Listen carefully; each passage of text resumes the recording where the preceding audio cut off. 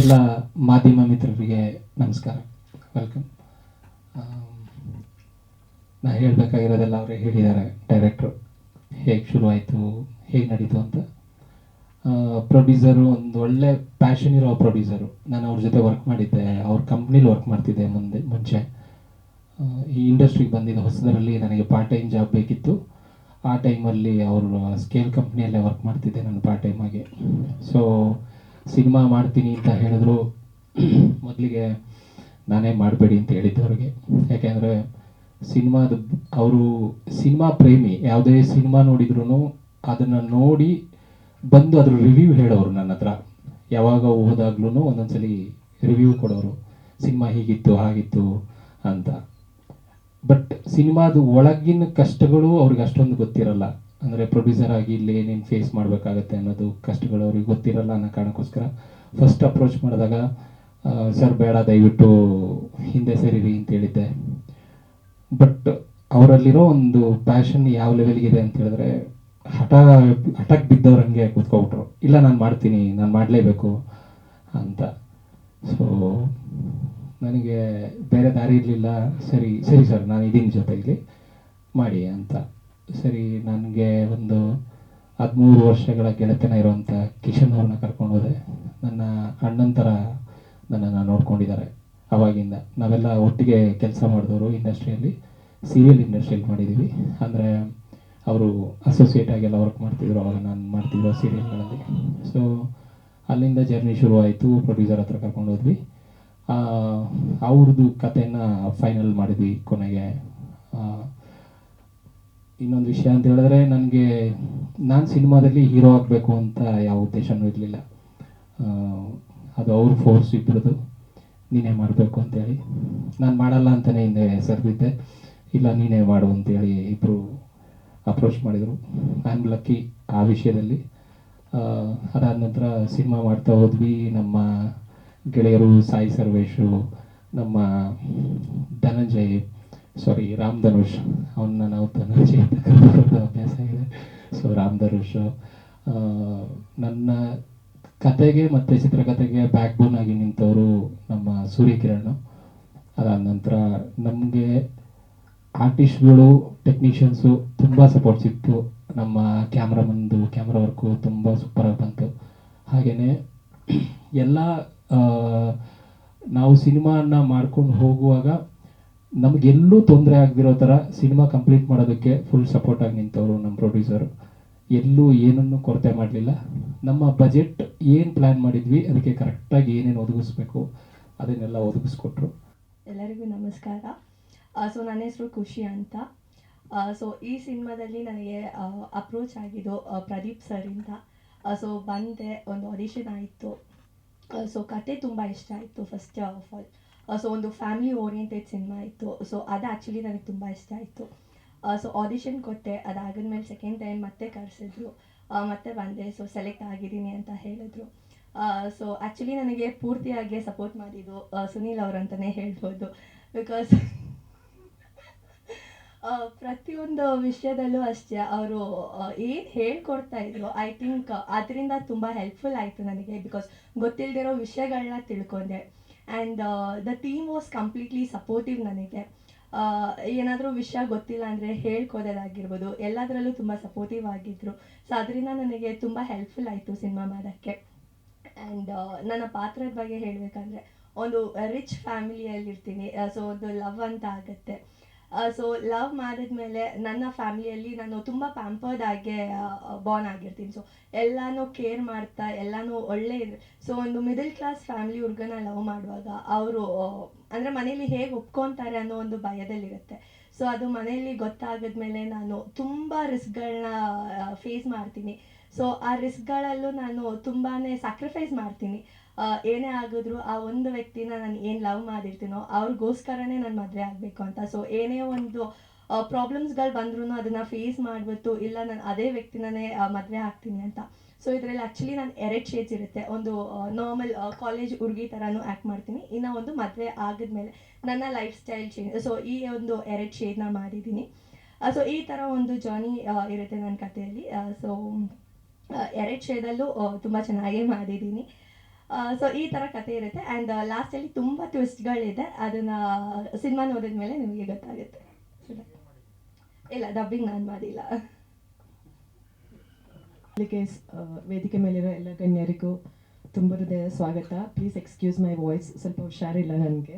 And ಎಲ್ಲ media ಮಿತ್ರರಿಗೂ ತುಂಬ ಹೃದಯದ ಸ್ವಾಗತ ಮತ್ತು ಥ್ಯಾಂಕ್ ಯು ಸೋ ಮಚ್. ನಾನು ಯಾವಾಗಲೂ ಹೇಳ್ತೀನಿ, ಯಾಕಂದರೆ ನೀವೊಂಥರ ಬ್ರಿಡ್ಜ್ ಥರ ಅಂತ ನಮ್ಮ ಮತ್ತು ಆಡಿಯನ್ಸ್ ಮಧ್ಯೆ. ಸೊ ನೀವಿಲ್ಲದೆ ನಾವು ಎಷ್ಟೇ ಅಚೀವ್ಮೆಂಟ್ ಮಾಡಿದ್ರು ನಿಮ್ಮ ಬ್ರಿಡ್ಜ್ ಮೂಲಕ ನಾವು ಹೇಗೆ ಆಡಿಯನ್ಸ್ ಅನ್ನೋದನ್ನು ಸೇರ್ತೀವೋ, ನೀವಿಲ್ಲ ಅಂದರೆ ನಾವು ಎಷ್ಟೇ ಇದು ಮಾಡಿದ್ರು ನೀರಲ್ಲಿ ಹೋಮ ಮಾಡಿದ ಅಂತ ಹೇಳ್ತೀನಿ. ನಾವು ತುಂಬ ಕಷ್ಟಪಟ್ಟು ಇಷ್ಟಪಟ್ಟು ಮಾಡಿರುವಂಥ ಮೂವಿಗೆ ನಿಮ್ಮೆಲ್ಲರದ್ದು ಆಶೀರ್ವಾದ ತುಂಬ ಇಂಪಾರ್ಟೆಂಟ್. ಆ್ಯಂಡ್ ನಮ್ಮನ್ನು ಒಳ್ಳೆ ರೀತಿಯಲ್ಲಿ ಆಡಿಯನ್ಸ್ಗೆ ಕನೆಕ್ಟ್ ಮಾಡಿ ಅಂತ ಕೇಳ್ಕೊತೀನಿ. ಆ್ಯಂಡ್ ಇನ್ನು ಕ್ಯಾರೆಕ್ಟರ್ ಬಗ್ಗೆ ಹೇಳಬೇಕಂದ್ರೆ, ನೋಡಿರ್ಬೋದು ನಾನು ದೀಪಿಕಾ ಅಂತ ಒಂದು ರೋಲ್ನ ಪ್ಲೇ ಮಾಡ್ತಾ ಇದ್ದೀನಿ.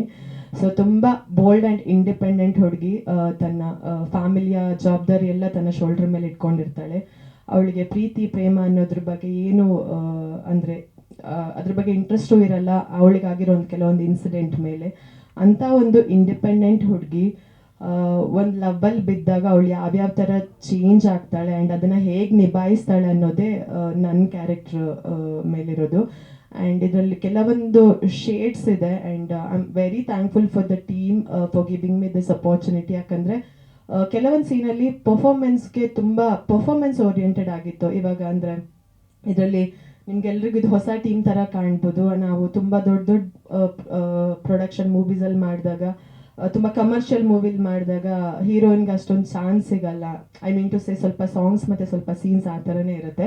ಬಟ್ ಇದರಲ್ಲಿ ತುಂಬ ಸೀನ್ಸಲ್ಲಿ ತುಂಬ ಚೆನ್ನಾಗಿ ಪರ್ಫಾರ್ಮೆನ್ಸ್ ಮಾಡೋದಕ್ಕೆ ನನಗೆ ಅಪಾರ್ಚುನಿಟಿ ಸಿಕ್ತು. ನಮಸ್ಕಾರ. ಮಾಧ್ಯಮ ಮಿತ್ರರಿಗೆ ನನ್ನ ಹೃತ್ಪೂರ್ವಕ ವಂದನೆಗಳು. ನಾನು ಈ ಒಲವಿನ ಪಯಣ ಸಿನಿಮಾದಲ್ಲಿ ನಾಯಕನ ತಂದೆಯಾಗಿ ಆ್ಯಕ್ಟ್ ಮಾಡಿದ್ದೀನಿ. ಒಬ್ಬ ಮಧ್ಯಮ ವರ್ಗದ ರೈತ, 2 ಎಕರೆ ಜಮೀನು ಓನರು. ಈಗ ನನ್ನ ಮಗ ಡಿಗ್ರಿ ಮಾಡಿಕೊಂಡ್ರು ಊರಲ್ಲಿ ಸೋಮಾರಿಗೆ ಅಲ್ದಾಡ್ಕೊಂಡಿರ್ತಾನೆ. ಆದರೆ ಒಂದೊಳ್ಳೆ ಕೆಲಸ ಮಾಡ್ತಾನೆ ಅಂದರೆ 200 ಎಕರೆ ಓನರ್ ಮಗಳನ್ನ ಲವ್ ಮಾಡ್ತಾನೆ. ಸೊ 2 ಎಕರೆ 200 ಎಕರೆ ಮಧ್ಯ ಈ ಒಂದು ಇದನ್ನು ವಾರ ಆಗುತ್ತೆ. ಅಂದರೆ 200 ಎಕರೆ ಓನರು ಇಲ್ಲಿ ಚಾಲೆಂಜ್ ಹಾಕಿದಾಗ ಆ ಚಾಲೆಂಜನ್ನು ಗೆದ್ದು ಹೇಗೆ ಅವನು ಮದುವೆ ಆಗ್ತಾನೆ ಅನ್ನೋದು ಕತೆ. ಅದ್ರ ನಂತರ ತುಂಬ ಟ್ವಿಸ್ಟ್ಗಳ ಕಥೆಲಿದೆ. ಅದ್ರ ನಂತರದಲ್ಲಿ ತುಂಬ ಅದ್ಭುತ ಟ್ವಿಸ್ಟ್ಗಳಿದೆ. ಸೊ ಇದರಲ್ಲಿ ನಾನು ಪದ್ಮಜರಾವ್ ಅವ್ರ ಕಾಂಬಿನೇಷನಲ್ಲಿ ಮಾಡಿದ್ದೀನಿ. ಸುನೀಲ್ ಅವರು, ನಾನು ಮತ್ತು ಪದ್ಮಜರಾವ್ ಅವರೆಲ್ಲ ಒಳ್ಳೊಳ್ಳೆ ಸೀನ್ಗಳನ್ನೆಲ್ಲ ಆ್ಯಕ್ಟ್ ಮಾಡಿದ್ವಿ. ಭಾಳ ಖುಷಿ ಅನ್ನಿಸ್ತಾ ಇದೆ.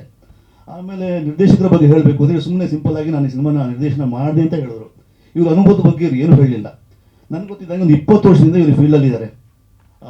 ನಿರ್ದೇಶಕನಾಗಿ, ನಿರ್ಮಾಪಕರಾಗಿ, ಚಾನಲ್ EP ಆಗಿ, ನಟನಾಗಿ. ಸೊ ಈ ಎಲ್ಲ ವಾಸ್ಟ್ ಅನುಭವ. ಈ ಫೀಲ್ಡಿನ ಒಳಗೂ ಹೊರಗೂ ಎಲ್ಲ ಗೊತ್ತು. ಬಟ್ ತುಂಬ ಸೌಮ್ಯವಾಗಿ ನನಗೇನು ಗೊತ್ತಿಲ್ಲ ಅನ್ನೋ ಥರ ಮಾತಾಡಿದ್ರು. ಮತ್ತು ಇವರು ಶೂಟಿಂಗ್ ಎಷ್ಟು ಪಕ್ಕಾ ಇತ್ತು ಅಂದರೆ, ಇಂಥ ದಿವಸ ಅಂದರೆ ಅಂಥ ದಿವಸ ಶೂಟಿಂಗ್ ಮಾಡ್ತಾಯಿದ್ರು. ಇಷ್ಟು ಸೀನು ಅಂದರೆ ಅಷ್ಟು ಸೀನು ಶೂಟ್ ಮಾಡ್ತಾಯಿದ್ರು. ಒಂದು ಚೂರು ಆ ಕಡೆ ಈ ಕಡೆ ಆಗದಿದ್ದಂಗೆ ಶೂಟಿಂಗ್ ಎಲ್ಲ ಮುಗಿಸ್ಕೊಟ್ರು. ಆಮೇಲೆ ಇದು ಇನ್ನೊಂದು ಮಾತು ಏನು ಹೇಳಬೇಕು ಅಂದರೆ, ನಿರ್ಮಾಪಕರು, ನಿರ್ದೇಶಕರು, ನಾಯಕ, ನಾಯಕಿ ಇವರೆಲ್ಲರಿಗೂ ಇದು ಚೊಚ್ಚಲ ಪ್ರಯತ್ನ. ಫಸ್ಟ್ ಟೈಮ್ ಒಂದು ಮೇಜರಾಗಿ ಮಾಡ್ತಾ ಇರೋದು. ಯಾರೇ ಆಗಲಿ ಫಸ್ಟ್ ಟೈಮ್ ಮಾಡಿದಾಗ ನಮ್ಮ ಫುಲ್ ಎಫರ್ಟ್ ಹಾಕಿ ಮಾಡ್ತೀವಿ. ಯಾಕೆಂದರೆ ಅಲ್ಲಿ ಸಿಗೋ ರಿಸಲ್ಟ್ ಮೇಲೆ ನಮ್ಮ ಮುಂದಿನ ಜರ್ನಿ ಇರುತ್ತೆ. ಒಂದು 10 ವರ್ಷ ನಮ್ಗೆ ಲೈಫ್ ಸಿಗ್ಬೋದು. ಈ ಪಿಕ್ಚರ್ ಚೆನ್ನಾಗಿ ಹೋದರೆ ಒಂದಷ್ಟು ಪಿಕ್ಚರ್ಗಳು ಸಿಗುತ್ತೆ. ಸೊ ಎಲ್ಲರೂ ಶಕ್ತಿ ಮೀರಿ ಈ ಪಿಕ್ಚರ್ನ ಮಾಡಿದ್ದಾರೆ. ಒಂದು ಒಳ್ಳೆಯ ಸಿನಿಮಾ ಬಂದಿದೆ. ಎಲ್ಲ ಪತ್ರಕರ್ತ ಮಿತ್ರರಿಗೆ ನಮಸ್ಕಾರ. ವೇದಿಕೆಯಲ್ಲಿರುವಂಥ ಗಣ್ಯರೇ, ನನ್ನ ಎಲ್ಲ ಶಿಷ್ಯರು ನಿರ್ದೇಶಕರಾಗ್ತಾ ಇದ್ದಾರೆ. ಅದಕ್ಕೆ ಭಾಳ ಖುಷಿ ನನಗೆ. ಯಾಕೆಂದರೆ ಪತ್ರಕರ್ತರಿಗೆ ಗೊತ್ತಿದೆ, ನಾನು ಯಾವ ಮೀಟಿಂಗ್ ಹೋದರೂ ಕೂಡ ನಾನು ಯಾರನ್ನು ಪರಿಚಯಿಸಿರ್ತೀನಿ ಅವರೆಲ್ಲರೂ ನಿರ್ದೇಶಕರಾಗಿ ಬರ್ತಾ ಇದ್ದಾರೆ. ನನಗೊಂದೊಂದು ಕ್ಯಾರೆಕ್ಟರ್ ಆಗ್ತಾ ಇದ್ದಾರೆ. ಇದು ನಡೀತಾ ಇದೆ. ಇದು ಬಹಳ ಖುಷಿಯ ವಿಷಯ. ಯಾಕಂದರೆ ನನಗೆ ಕಿಶನ್ ಸಿನಿಮಾ ಮಾಡ್ತಾರೆ ಅಂತ ಹೇಳುವಾಗ ತುಂಬ ಖುಷಿ ಆಯಿತು. ಗೆಳೆಯ ಪ್ರದೀಪ್ ಭಟ್ರು ಕೂಡ ಬಂದು ಹೇಳಿದರು, ಹೀಗೆ ನಮ್ಮ ಕಿಶನ್ ಈಗ ಡೈರೆಕ್ಟರ್ ಆಗ್ತಾ ಇದ್ದಾರೆ. ಕಿಶನ್ ಹೇಳಿದರು, ಸರ್ ನೀವು ಒಂದು ಪಾತ್ರ ಮಾಡಬೇಕು ಅಂತ. ಯಾಕಂದರೆ ಕಿಶನ್ ಇಂಡಸ್ಟ್ರಿಯಲ್ಲಿ ಭಾಳಷ್ಟು ವರ್ಷಗಳಿಂದ ಇದು ಮಾಡಿದ್ದಾರೆ. ನನ್ನ ಸೀರಿಯಲ್ಗಳಲ್ಲಿ ನೋಡಿದ್ದಾರೆ. ಆಮೇಲೆ ನಂದು ರಣರಣಕ ಸಿನಿಮಾದಲ್ಲಿ ಅವರೊಬ್ಬರು ನಟನಾಗಿ ಅವರನ್ನು ನಾನು ಪರಿಚಯಿಸಿದೆ. ಅದು ಅವರಿಗೆ ನನ್ನ ಬಗ್ಗೆ ಪ್ರೀತಿ ಇತ್ತು. ಒಂದು ಪಾತ್ರ ಮಾಡಬೇಕಂತ, ಒಂದು ಒಳ್ಳೆಯ ಪಾತ್ರ ನನಗೆ. ಎಲ್ರಿಗೂ ನಮಸ್ಕಾರ.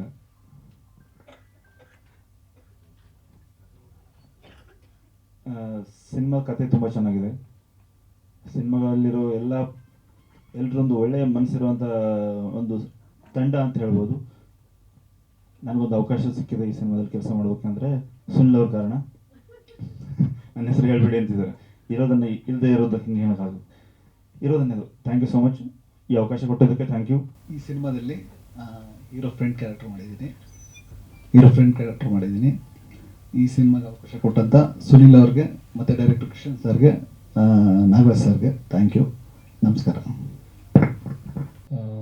ಕಾರಣ ಇಷ್ಟೇ, ಇವರೆಲ್ಲ ನನ್ನ ಸ್ನೇಹಿತರು. ಇವನು ನನ್ನ 16 ವರ್ಷಗಳ ಸ್ನೇಹಿತ. ನಾವೆಲ್ಲ ನಾಟಕದಲ್ಲಿ ಆ್ಯಕ್ಟಿಂಗ್ ಮಾಡ್ಕೊಂಡು ಒಟ್ಟಿಗೆ ಬಂದವರು. ಕಿಶನ್ ಅಣ್ಣ ನನಗೆ ಒಂದು 13 ವರ್ಷದ ಸ್ನೇಹಿತರು. ಅವರು ನಾನು ಡೈರೆಕ್ಷನ್ ಡಿಪಾರ್ಟ್ಮೆಂಟಲ್ಲಿ, ನಾನು ಆ್ಯಕ್ಟ್ ಮಾಡುವಾಗ ಡೈರೆಕ್ಷನ್ ಡಿಪಾರ್ಟ್ಮೆಂಟಲ್ಲಿ ಇದ್ದರು. ಸಾಯಿ ಸರ್ವೇಶ್ ಅವರು ನನಗೊಂದು ಸಿನಿಮಾದಿಂದ ಪರಿಚಯ ಆಗಿ ಒಂದು 6-8 ವರ್ಷಗಳ ಪರಿಚಯ.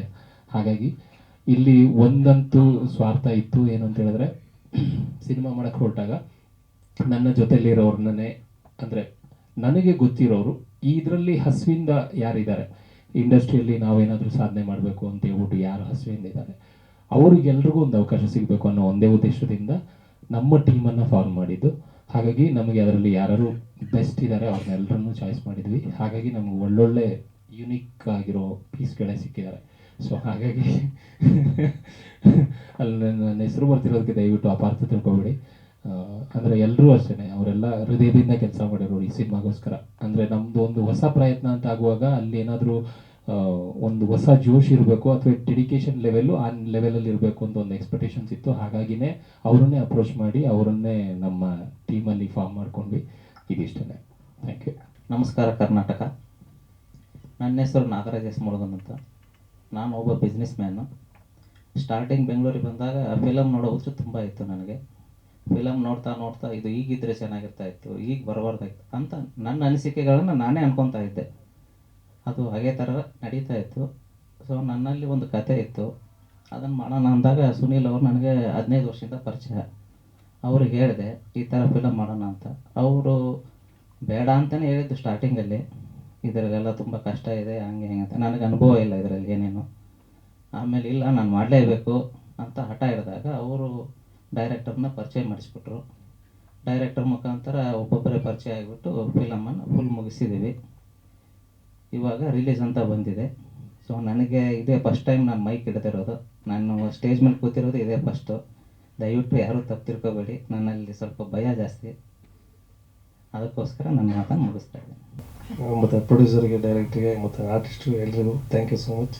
ಆ್ಯಂಡ್ ಮಾಧ್ಯಮದವ್ರಿಗೂ ಎಲ್ರಿಗೂ ಥ್ಯಾಂಕ್ ಯು ಸೋ ಮಚ್. ನಮ್ಮ ಟೀಮ್ಗೆ ಸಪೋರ್ಟ್ ಮಾಡಿ ಅಂತ. ಮೊದಲನೇದಾಗಿ ನಾನು ಡೈರೆಕ್ಟ್ರಿಗೆ ಥ್ಯಾಂಕ್ಸ್ ಹೇಳೋಕ್ಕೆ ಇಷ್ಟಪಡ್ತೀನಿ. ಈ ಸಿನಿಮಾದಲ್ಲಿ ಒಂದು ಚಾನ್ಸ್ ಕೊಟ್ಟು ಎಡಿಟಿಂಗ್ ಮಾಡೋಕ್ಕೆ ಅವಕಾಶ ಮಾಡಿಕೊಟ್ಟಿದ್ದಾರೆ. ಆ್ಯಂಡ್ ಪ್ರೊಡ್ಯೂಸರ್ಗೆ ಕೂಡ ಥ್ಯಾಂಕ್ಸ್ ಹೇಳೋಕ್ಕೆ ಇಷ್ಟಪಡ್ತೀನಿ. ಡೈರೆಕ್ಟ್ರ್ ಆವಾಗಲೇ ಹೇಳ್ತಾಯಿದ್ರು ನಮ್ಮ ಟೀಮು ತುಂಬ ಸಪೋರ್ಟ್ ಮಾಡಿದರು ಅಂತ.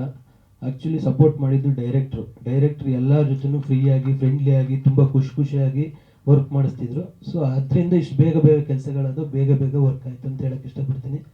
ಜೊತೆಗೆ direction department Sajjesh, Vijay Krishna sir, Madhu ಅವರಿದ್ದಾರೆ, ಅವ್ರಿಗೂ ಆಯ್ ಅಂತ ಹೇಳ್ತೀನಿ. ಸೊ ಎಲ್ಲರಿಗೂ ಸಪೋರ್ಟ್ ಮಾಡಿ. Thank you. ಬಂದಿದ್ದಕ್ಕೆ ಎಲ್ಲರಿಗೂ ಧನ್ಯವಾದ. Thank you. ನಾನು ನಿರ್ದೇಶಕನಾಗಲು ಅದಕ್ಕೆ ಮೈನ್ ರೀಸನ್ ಅಂತ ಹೇಳಿದ್ರೆ ಸುನೀಲ್ ಅವರು. ಯಾಕಂತ ಹೇಳಿದ್ರೆ 17 ವರ್ಷದಿಂದ ಈ ಫಿಲ್ಮ್ ಇಂಡಸ್ಟ್ರಿಯಲ್ಲಿ ನಾನಿದ್ದೀನಿ. ಸೊ ಅದಕ್ಕೋಸ್ಕರ ನಾನು ಅವರು ಫ್ರೆಂಡು. ಸೊ ಆದ್ರಿಂದ ಇಷ್ಟು ವರ್ಷಗಳ ಕಾಲ ನಾನು ಇಲ್ಲಿದ್ದು ನನ್ನಿಂದ ಏನು ಅಚೀವ್ ಮಾಡೋಕ್ಕಾಗಲ್ಲ ಅನ್ನೋದು ನನ್ನ ಮನಸ್ಸಲ್ಲಿ ಕೊರಗೆ ಇತ್ತು. ಅದು ಅವ್ರಿಗೆ ಗೊತ್ತಿತ್ತು. ಅವ್ರಿಗೆ ಯಾರೋ ಅವ್ರ ಪರಿಚಯದ ಫ್ರೆಂಡ್ ಪ್ರೊಡ್ಯೂಸರ್ ಸಿಕ್ಕಾಗ ಸೊ ಈಗ ಸಿನಿಮಾ ಮಾಡ್ತಾ ಇದ್ದಾರೆ ಅಂತ ಹೇಳಿದರು. ಸೊ ಆ ಟೈಮಲ್ಲಿ ಒಂದ್ಸಲ ಹೋಗಿ ಮಾತಾಡಿ ಅಂತ ಹೇಳಿದರು. ನಾನು ಹೋಗಿ ಮಾತಾಡಿದೆ. ಪ್ರೊಡ್ಯೂಸರ್ ಒಪ್ಕೊಂಡ್ರು. ಅವರು ಒಂದು ಕತೆ ಕೊಟ್ಟರು. ಸೊ ಆ ಕತೆನ ನಾನು, ಸುನೀಲು, ಆಮೇಲೆ ಸೂರ್ಯಕಿರಣ್ ರವರು ಕೂತ್ಕೊಂಡು ಚಿತ್ರಕಥೆ ಮಾಡಿ ಅದಕ್ಕೆ ಸಂಭಾಷಣೆ ಮಾಡಿದ್ವಿ. ಸುನೀಲ್ ಮತ್ತು ಸೂರ್ಯಕಿರಣ್ ಅವರು ಇದಕ್ಕೆ ಚಿತ್ರಕಥೆ ಮಾಡಿರೋದು. ಮೈನಾಗಿ ಅವರೆಲ್ಲ ಕೆಲಸಗಳನ್ನ ನಿಭಾಯಿಸ್ತಾ ಹೋದರು. ಸುನೀಲ್ ಅವರು ಎಲ್ಲಿಂದ ಅಂತ ಹೇಳಿದ್ರೆ ಬಿಗಿನಿಂಗ್ ಮೂವಿ ಶುರುವಾಗೋದ್ರಿಂದ ಎಂಡ್ ಆಗೋ ತನಕ, ಅಂದರೆ ನೆಕ್ಸ್ಟ್ ಸಿನಿಮಾ ರಿಲೀಸ್ ಆಗೋವರೆಗೆ ನನ್ನ ಜೊತೆಗೆ ನಿಂತು ನನ್ನ ಬೆನ್ನೆಲುಬಾಗಿ ನಿಂತಿದ್ದಾರೆ. ಅದಕ್ಕೆ ಸಹಾಯಕವಾಗಿ ನಮ್ಮ ಪ್ರೊಡ್ಯೂಸರ್ ಅವರು ಯಾವುದೇ ಕೊರತೆ ಇಲ್ಲದೆ ಇದನ್ನು ನಿಭಾಯಿಸಿದ್ದಾರೆ.